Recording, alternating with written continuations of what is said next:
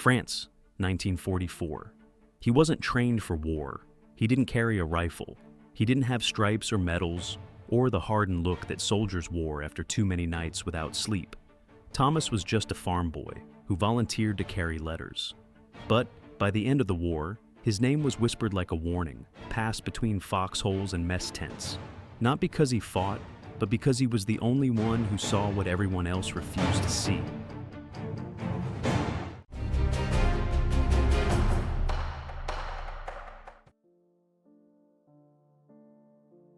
The uniform didn't fit properly. The sleeves were too long, the boots too big, and the cap slipped down over his eyes whenever he ran. Thomas wasn't supposed to be there. He had no business being near the front lines, but someone needed to deliver messages across dangerous ground. And all the real runners were either dead, injured, or too exhausted to keep going. So they gave him a canvas satchel full of letters, a compass, a rough map, and told him to move quickly. Speak only when spoken to, and never, under any circumstances, read the contents of what he carried. The train that dropped him off in Normandy hissed steam and left him standing on a broken platform, surrounded by soldiers who barely noticed him. He tightened the strap on his satchel, took a deep breath, and started walking. His first delivery took him through a dense, silent forest, where the light filtered down through tangled branches like it didn't want to be there. The path was narrow and poorly marked, more mud than trail, and every sound, his footsteps, the rustle of leaves, the creak of trees, echoed too loudly in the stillness. For nearly 2 hours, he saw no one, not even a bird or rabbit, just endless green walls on either side of him. Then he found the clearing. A jeep had overturned in the middle of the trail, one wheel spinning lazily in the air. Blood smeared the passenger door, and 2 bodies lay twisted nearby, their hands frozen on the remains of a shattered radio. There were no bullet holes in the trees, no signs of a struggle, just death, quiet and sudden, like the forest had swallowed them whole. Thomas didn't scream. He didn't turn back. He just pulled his satchel closer and kept walking, now aware that the war could find you without warning. By the time he arrived at Camp Loche, the sun had begun to drop behind the hills, staining the sky red and gold. The camp was quiet, but not dead. Fires crackled, boots clomped, and tired men passed bottles of whiskey between them, laughing too loudly to keep the dark thoughts away. Thomas kept to himself, sitting under a makeshift tarp with his satchel, checking and sorting the letters before tomorrow's run. That's when he found it, an envelope tucked deep at the bottom of the pile. It had no name, no stamp, no insignia. Just one sentence in sharp, deliberate handwriting. "Deliver this last." He flipped it over. Nothing. No return address, no seal. Just a weight in his hand that felt heavier than paper had any right to be.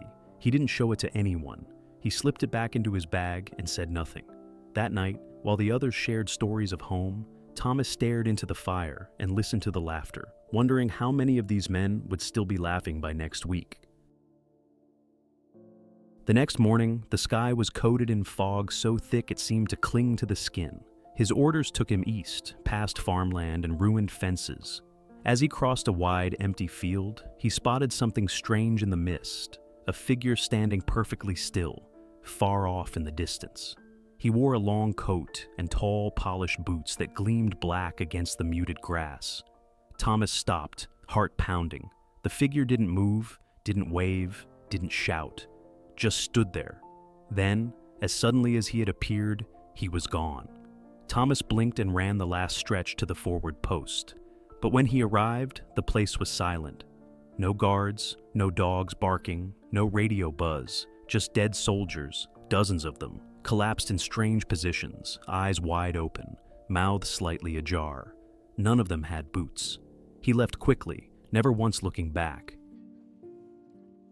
Midweek, he was ordered to reroute through a recently captured German tunnel system.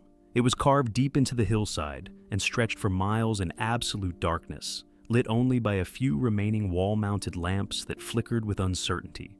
Thomas entered with a lantern in hand and boots soaked from the melted snow outside. Halfway through, he heard it, screaming. Not one voice, but dozens, echoing off the stone walls. Men, women, children. Some crying, some pleading, some yelling in languages he didn't understand. But there was no one there. The tunnel was empty. He pressed forward, breath sharp in his chest, until he came upon a single locked rail car sitting alone on the track. It was sealed with rust and stamped with old German markings. The screams grew louder as he approached, then stopped completely when he touched the metal. It was warm. He turned and sprinted the rest of the way out.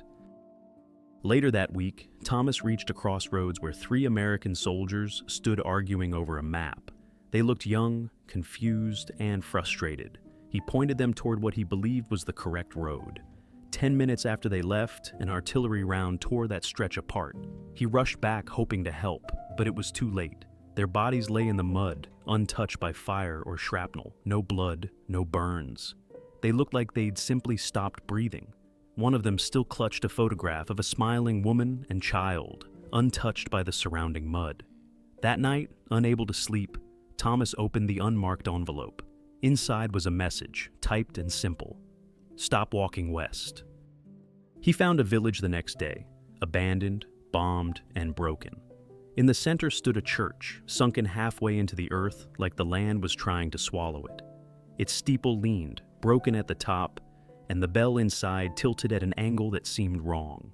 Inside, the pews were filled with helmets, German, American, civilian. Not a single body, just helmets, rows of them, neatly placed like some macabre congregation. Dozens of candles burned at the altar, fresh and steady, with no one to light them. He stayed in the loft above that night, but did not sleep.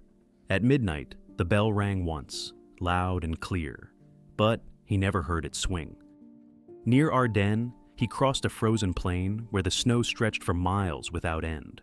The wind was silent. The world felt paused. Then he looked up. Parachutes, hundreds of them, hanging mid-air, motionless like suspended ghosts. No soldiers beneath them, no sound of engines above, just a sky full of floating silence. He dropped his satchel and ran, not because he understood, but because every part of him screamed that something was deeply wrong. When he looked back, the sky was empty. Later, he found a boot in the snow.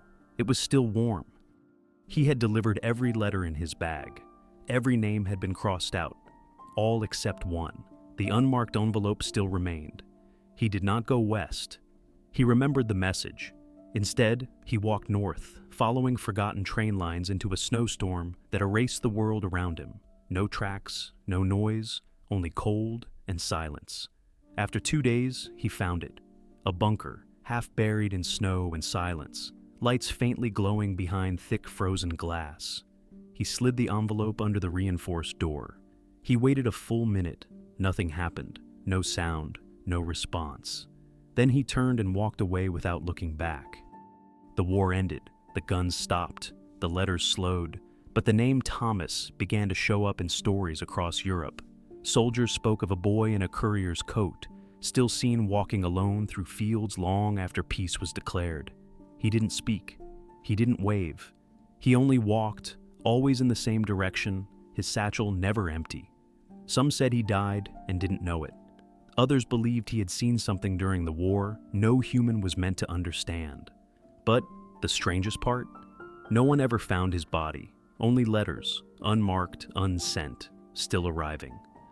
Years later, in an abandoned archive building in Berlin, a dusty cabinet was opened for the first time in decades. Inside, among useless documents and forgotten records, was a sealed envelope. Inside it, a pencil drawing of a boy in an oversized uniform, carrying a courier satchel in one hand and a pair of black boots in the other.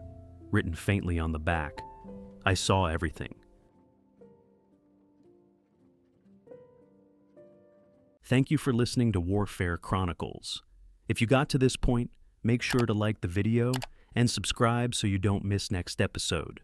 We are dropping new stories twice a week. Stay hard and see you in the next episode.